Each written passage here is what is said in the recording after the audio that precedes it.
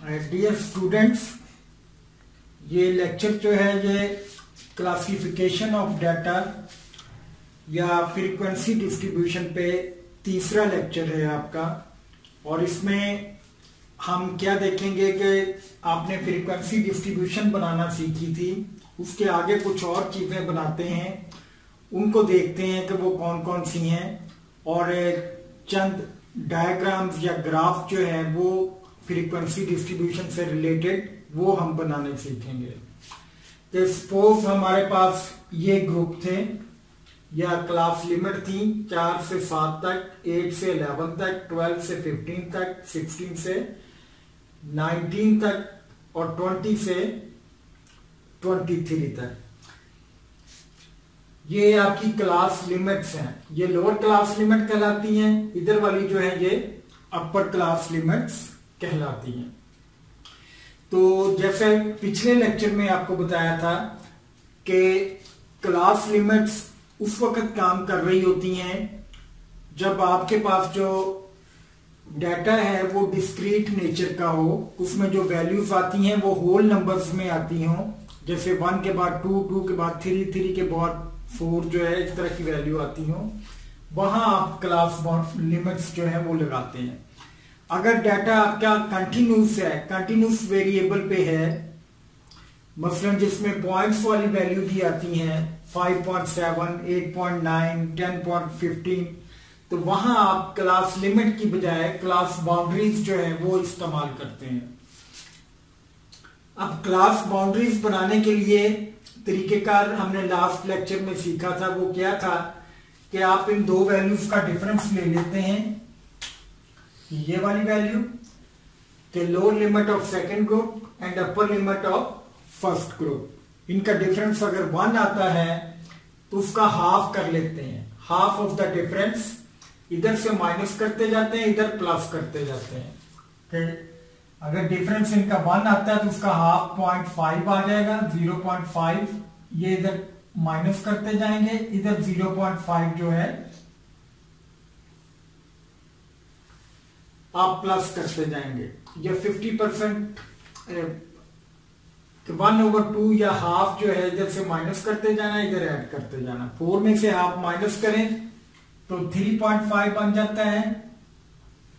7 में half plus करें तो 7.5 बन जाता है। 7.5 और 11.5, 11.5 क्योंकि 12 में से 0.5 माइनस करने से और 15 में 0.5 ऐड करने से आपके पास आ जाएगा 15.5। 15.5 से 19.5, 19.5 के 20 में से 0.5 माइनस करें तो 19.5 और ये 23.5, ये क्लास बाउंड्रीज आ जाती हैं।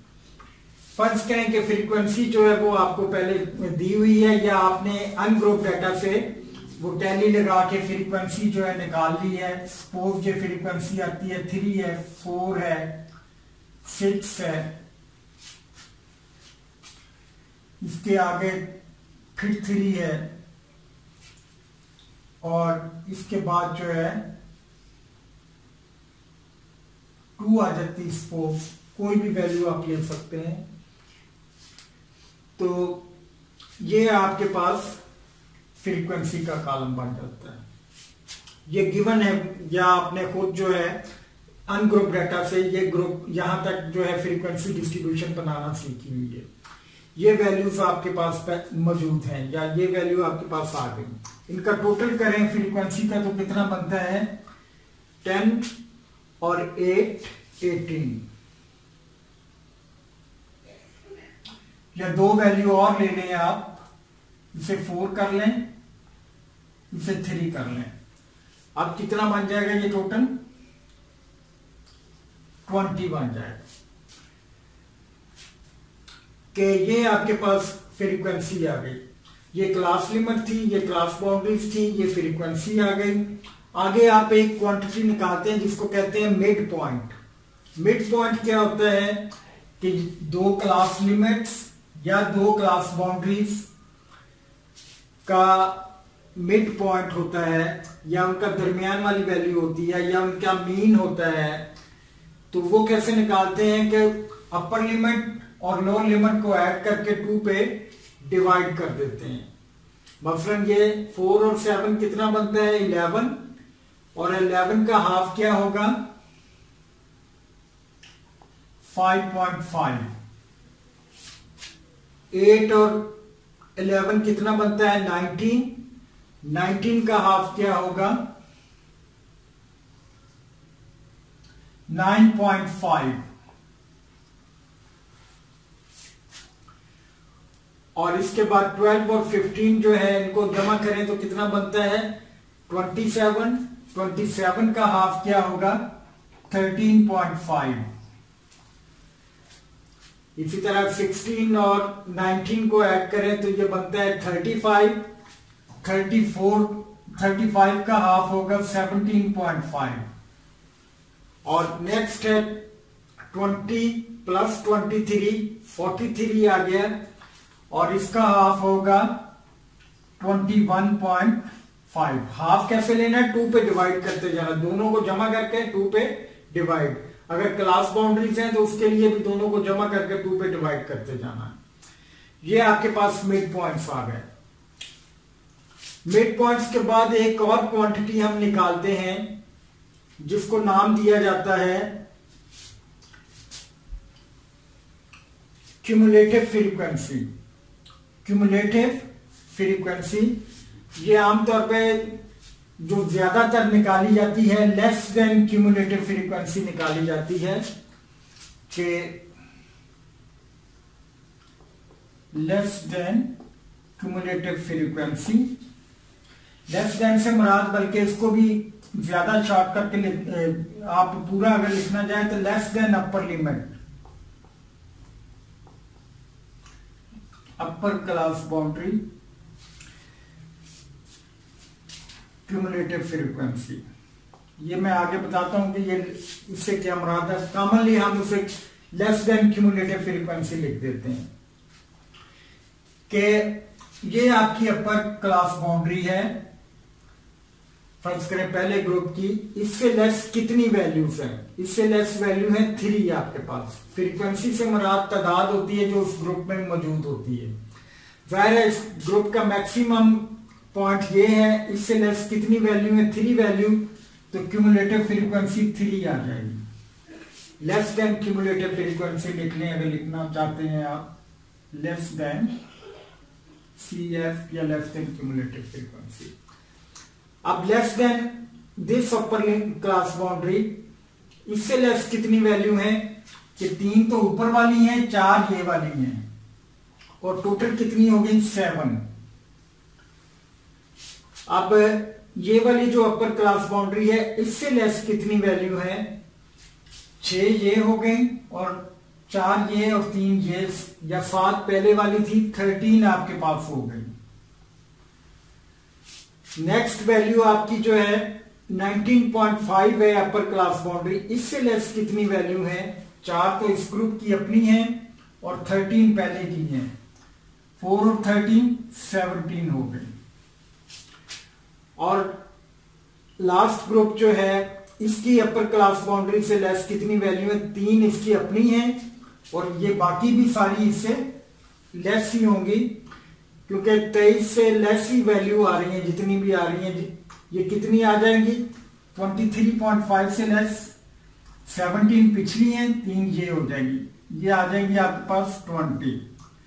ये देखने के लिए कि आपने ये कैलकुलेशन सही की है, ये टोटल इस टोटल के बराबर आना चाहिए। ये है लेस देन क्यूमुलेटिव फ्रीक्वेंसी। कि अगर आप लॉजिक की तरफ नहीं जाते, जस्ट आप लेस देन क्यूमुलेटिव फ्रीक्वेंसी निकालना चाहते हैं तो वेरी सिंपल कि पहली फ्रीक्वेंसी ऐसे लिखें, इसमें नेक्स्ट ऐड कर लें, 4 डाला 7 हो गया, 7 और 6 13 हो गया, 13 में ये नेक्स्ट ऐड करें, 17 हो गया, 17 में ये 3 ऐड करें तो 20 हो गई। ये लेस देन क्यूमुलेटिव फ्रीक्वेंसी आ जाएगी। बाज़ औक़ात हमें एक और क्वांटिटी निकालनी पड़ती है जिसे रिलेटिव फ्रीक्वेंसी का नाम देते हैं, तो या प्रोबेबिलिटी एक तरह की होती है, ये हम आगे डिस्कस करेंगे कि what is probability. Relative frequency कैसे निकालते हैं कि हर फ्रीक्वेंसी को टोटल पे डिवाइड करते जाते हैं। 3/20 ये 4 है, 4/20 ये 6 है, 6/20 अगेन 4/20 और लास्ट पे 3/20। इसको आप हल करके देख लेते हैं कितना क्या वैल्यू आती है। अगर इसका टोटल करें तो हमेशा इसका टोटल 1 के बराबर आना चाहिए, कि रिलेटिव फ्रीक्वेंसी का टोटल हमेशा 1 के बराबर आना चाहिए।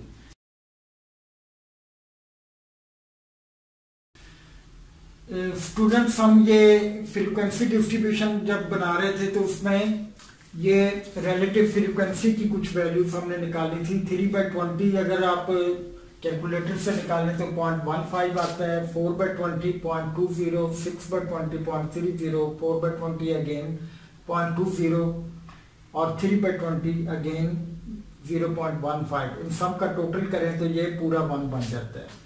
तो ये जो आपने डाटा बनाया है या ये वैल्यूज जो निकाली हैं, इनसे रिलेटेड कुछ डायग्राम्स हैं, वो हम बनाते हैं कि वो कैसे बनते हैं। सबसे पहले जो है वो फ्रीक्वेंसी पॉलीगॉन है। फ्रीक्वेंसी पॉलीगॉन ये कैसे बनाई जाती है कि ग्राफ पेपर ले लें या प्लेन पेपर पे या आप एक एक्स एक्सिस बनाते हैं, एक वाई एक्सिस। ये आपका एक्स एक्सिस, ये वाई एक्सिस, इस तरह से लाइनें लगा देते हैं। तो यहां आपका 0 होता है और एक्स एक्सिस पे कौन सा वेरिएबल आपने लेना है कि आपने मिड पॉइंट लेने होते हैं, मिड पॉइंट्स। और वाई एक्सिस पे आपने फ्रीक्वेंसी, वाई एक्सिस पे फ्रीक्वेंसी। मिड पॉइंट्स में कौन कौन सी वैल्यू है, 5.5 से लेकर 4 के वक्फे से 21.5 तक है। कि फर्ज करें कि ये 5.5 है, नेक्स्ट 9.5 है, 13.5 है, 17.5 है एंड 21.5 है। कि 5.5, 9.5,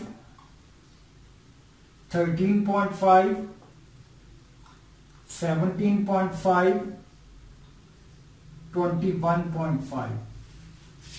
ये आपके पास मिड पॉइंट्स जो है वो आपने एक्स एक्सिस पे लिख लिए। फ्रीक्वेंसी जो है आपने वाई एक्सिस पे लिखनी है। फ्रीक्वेंसी जो है 3 से लेकर 6, 4 ये वैल्यू आती है। ये सिंपल वैल्यू लिख सकते हैं आप, 1 है, 2 है, 3 है, 4 है, 5 और 6। मैक्सिमम 6 तक जाती है। अगर ज्यादा हो तो उसके हिसाब से आप ये ग्राफ एडजस्ट कर सकते हैं। अब आपने पॉइंट्स लगाने हैं कि 5.5 के अगेंस्ट कौन सी वैल्यू आती है। मिड पॉइंट जब 5.5 था तो फ्रीक्वेंसी आपकी 3 आ रही थी। तो 5.5 से ऊपर की तरफ चलते जाएं, 3 के सामने एक ये पॉइंट लगा दें। आगे 9.5 है, इसके सामने क्या आता है, 4 आता है। 9.5 ये 4 आता है। 9.5 के आगे आपके पास आता है 13.5, इसके सामने क्या आता है, 6 आता है।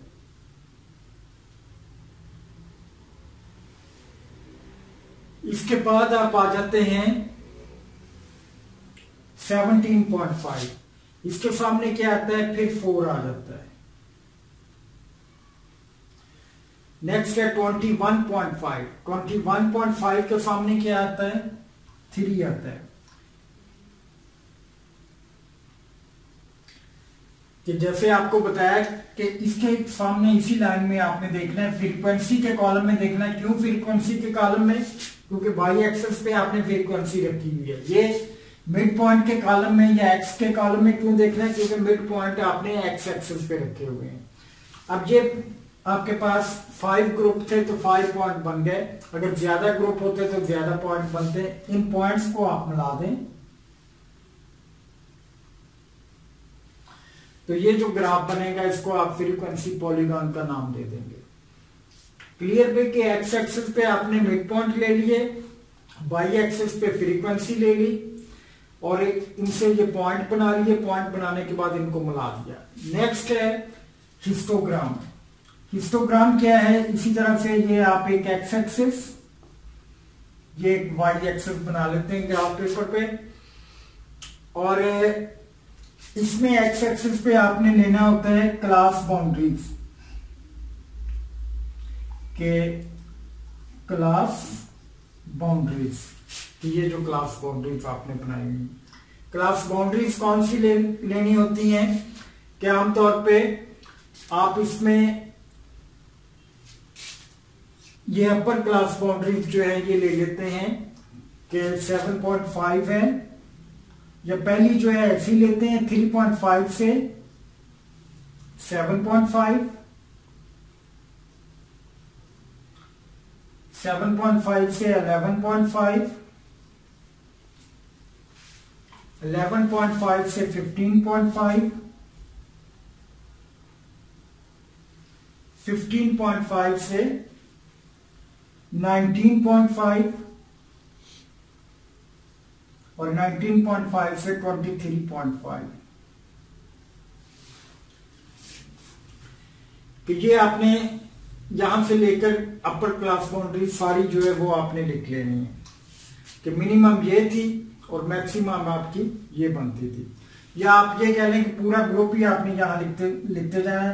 3.5 से 7.5, 7.5 से 11.5, 11.5 से 15.5 और 15.5 से 19.5, 19.5 से 23.5। एक्स एक्सिस पे, वाई एक्सिस पे अगेन आपने फ्रीक्वेंसी ले लेनी है। फ्रीक्वेंसी इसी तरह ही आप ले लें कि ये 1 है, ये 2 है, ये 3, ये 4, 5 और 6। अब पहला ग्रुप जो है इसके अगेंस्ट आपकी फ्रीक्वेंसी कितनी है 3, और ये क्लास बाउंड्री से आप एक बार सा उठाएंगे और 3 तक इसको ले जाएंगे। दूसरा ग्रुप जो 7.5 से 11.5 तक बन रहा है, 7.5 से 11.5 तक, इसके अगेंस्ट फ्रीक्वेंसी कितनी है 4, तो इसको आप 4 तक राइज कर देंगे। तीसरा ग्रुप जो है 11.5 से 15.5, इसके अगेंस्ट फ्रीक्वेंसी कितनी है 6, 11.5 से 15.5 और इसको 6 तक आप रेंज कर देंगे। नेक्स्ट ग्रुप पे आ जाए 15.5 से 19.5 और इसके अगेंस्ट क्या है 4, तो इसको आप 4 तक राइज कर देंगे। अगेन आ जाए लास्ट ग्रुप पे 19.5 से 23.5, इसको कहां तक राइज करना है 3 तक, क्योंकि इसकी फ्रीक्वेंसी जो है वो 3 है। तो ये जो डायग्राम बनेगी ये आपकी हिस्टोग्राम कहलाएगी।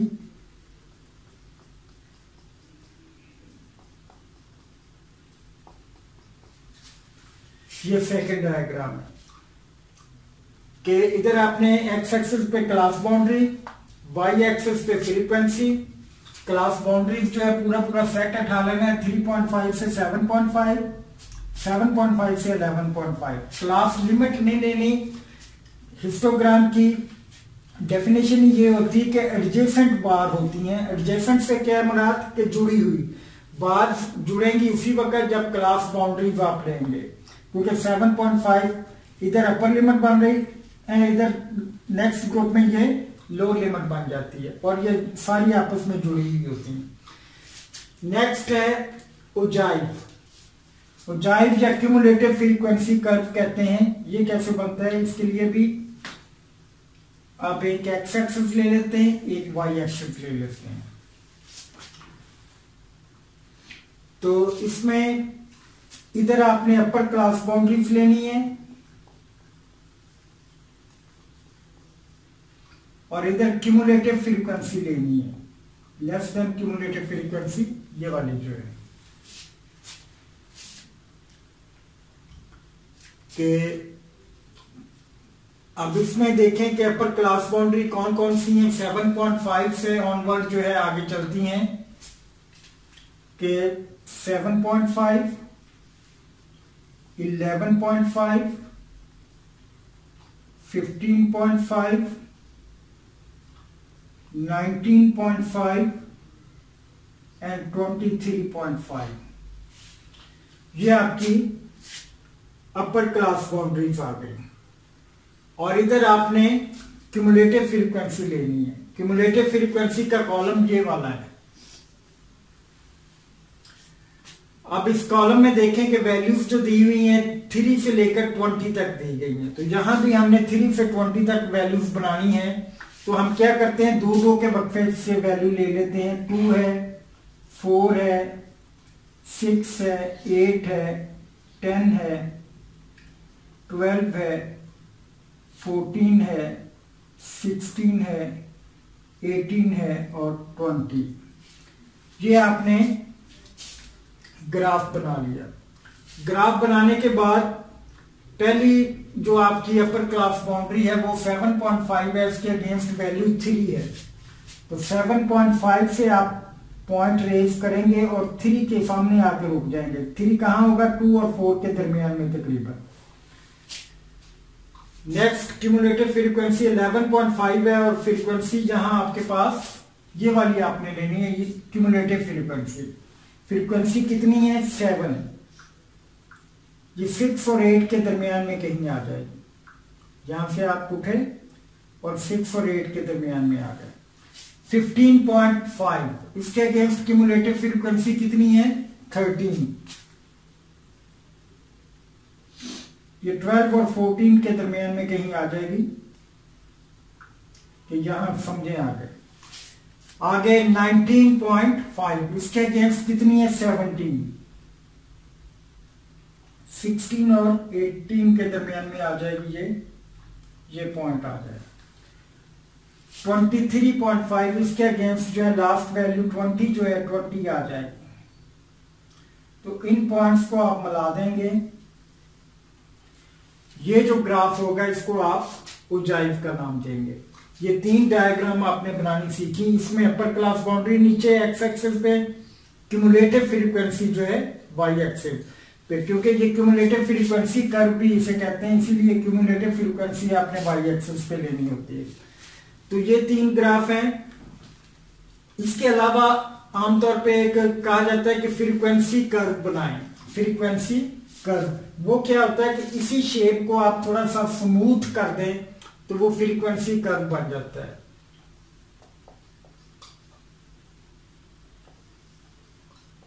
फ्रीक्वेंसी कर्व कि फर्ज करें कि ये शेप, इसमें जो अगर आप इस तरह की शेप बना दें तो ये शेप जो होगी इसको आप फ्रीक्वेंसी कर्व कह देंगे। कि इसके कोने जो है, कोने छोड़ के से थोड़ा सा राउंड कर दें तो ये आपके पास फ्रीक्वेंसी कर्व बन जाता है। तो इस तरह आपके पास 4 जो है डायग्राम बन गए। Frequency polygon, histogram, ogive and frequency curve. Frequency curve is very simple कि अगर आपके पास फ्रीक्वेंसी पॉलीगॉन है तो उसको थोड़ा सा स्मूथ कर दें तो फ्रीक्वेंसी कर्व बन जाता है। स्टूडेंट्स, जैसे आपने पिछले लेक्चर में सीखा था कि अनग्रुप डाटा से ग्रुप डाटा कैसे बनाते हैं, या फ्रीक्वेंसी डिस्ट्रीब्यूशन कैसे बनाते हैं, या डाटा की क्लासिफिकेशन कैसे करते हैं, उसमें आपने ग्रुप्स बनाने या क्लासें बनानी सीखी थी, जिसमें आपको पहले बताया था कि ये क्लास लिमिट्स बनाते हैं। फिर उससे क्लास लिमिट दी हो तो क्लास बाउंड्रीज आप बना सकते हैं कि इनका फर्क लेकर 2 पे डिवाइड करके 0.5 इधर से माइनस और इधर ऐड करके। लेकिन जब आप ग्रुप्स बना रहे होते हैं उसमें क्वेश्चन में अगर ये ना कहा जाए कि पहले क्लास लिमिट्स बनाएं फिर क्लास बाउंड्रीज बनाएं, तो आप डायरेक्ट क्लास बाउंड्रीज भी बना सकते हैं। डायरेक्ट क्लास बाउंड्रीज कैसे बन सकती हैं कि मसलन यही अगर आपके पास ग्रुप है तो इन ग्रुप को आप बजाय इस तरह लिखने के इस तरह भी लिख सकते हैं कि 4 से 8, 8 से 12, 12 से 4, 12 से 16, 16 से 18, 18 से 16 से 20 एंड 20 से 24।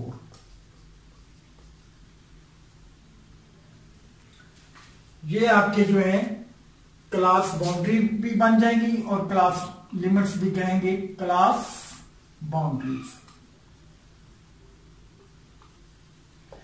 क्लास बाउंड्रीज की मेन पर जो पहचान होती है वो ये होती है कि पहले ग्रुप की अपर लिमिट, दूसरे की लोअर लिमिट, नेक्स्ट की अपर लिमिट, उससे नेक्स्ट की लोअर लिमिट, ये आपस में सेम आती हैं। और ये बनाने के बाद फिर आप इसमें जो है टैली लगा के या फ्रीक्वेंसी जो है वो लिख सकते हैं। इसमें कंडीशन ये होती है कि जैसे मैंने कहा था कि पॉइंट्स वाली वैल्यू एडजस्ट करनी है। अगर आपके पास कोई वैल्यू टैली आप लगाना चाहते हैं, फर्ज करें आपके पास वैल्यू आ जाती है 8.2 या 8 पूरा आ जाता है कि 8 वैल्यू आ जाती है आपके पास, इसको कौन से ग्रुप में आप शामिल करेंगे? कि पहले ग्रुप में ये शामिल नहीं होगी, ये दूसरे ग्रुप में शामिल होगी। क्यों? क्योंकि आपको बताया था कि क्लास बाउंड्री में ये जो फाइन होता है, जो इस तरह डैश डाली होती है, इसका मतलब होता है कि एंड अंडर, इसको आप इस तरह से अंडरस्टैंड करते हैं कि 4 एंड अंडर 8, कि 4 से लेकर 8 से नीचे नीचे जितनी वैल्यू होंगी वो इस ग्रुप में आएंगी।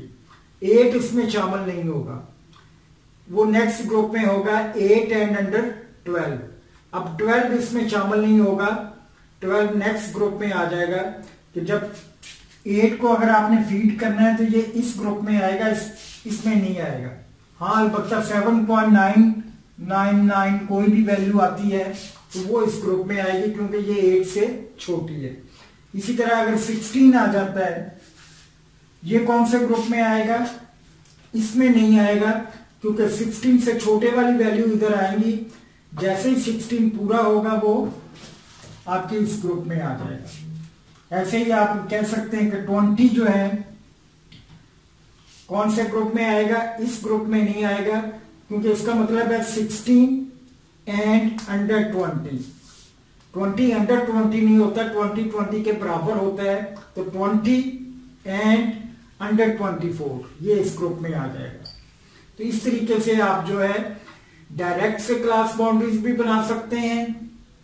अगर क्वेश्चन में ये ना कहा गया हो कि क्लास लिमिट बना के फिर क्लास बाउंड्रीज बनाएं, तो डायरेक्ट क्लास बाउंड्रीज बना के टैली लगा के आप जो है अनग्रुप डाटा को ग्रुप डाटा में कन्वर्ट कर सकते हैं। Thank you.